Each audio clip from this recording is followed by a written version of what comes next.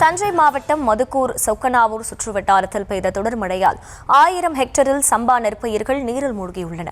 விளைநிலங்கள் கடல் போல் காட்சியளிப்பதால் விவசாயிகள் வேதனை அடைந்துள்ளனர். அந்த காலத்துலலாம் 3 முறை செஞ்சோம், சம்பா, தாளடி, குருவை.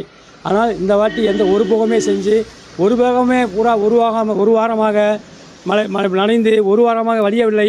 மீன்பிடித்து எங்களுடைய ஊரில் உள்ளவர்கள் மீன்பிடித்து கொண்டிருக்காங்க வயலில். எங்களுக்கு ஏக்கருக்கு சுமார் 25,000 ரூபா செலவாகி இருக்கிறது. அவங்கவுங்களும் ஒரு தாலியில் விற்று எல்லாரும் விற்று எல்லா கடைத்தையும் விற்று எல்லாம் செலவு பண்ணியிருக்கிறார்கள். ஆனால் இந்த ஒரு வாரத்தில் அழிந்தால் மட்டும் அவங்கவுங்களும் எல்லாரும் இப்போ ரொம்ப மனக்கவலையோடு இருக்கிறார்கள். அவர்களுக்கு ஐயா முதலமைச்சர் ஐயா அவர்கள் இந்த ஏரியாவை கண்காணித்து இந்த விவரத்தை கண்டித்து அதிகாரியை விட்டு சோதனை செய்து எங்களுக்கு தகுந்த நிவாரணம் கிடைக்குமாறு கேட்டுக்கொள்கிறோம். விவரங்களோடு இணைகிறார் செய்தியாளர் தென்னவன். தென்னவன், வணக்கம். முழு விவரங்கள். வணக்கம்.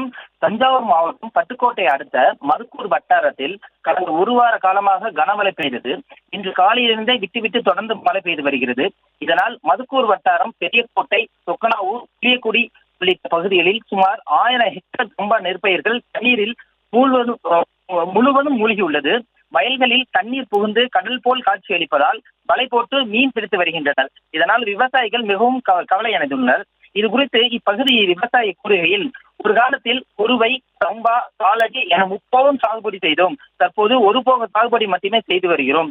கடந்த ஒரு வார காலமாக தொடர் மழை பெய்து வருவதால் எங்கள் வயல்களில் மழைநீர் சூழ்ந்து சம்பா நெற்பயிர்கள் முழுவதும் தண்ணீரில் மூழ்கியதுடன் மட்டுமில்லாமல் அழுகிவிட்டது.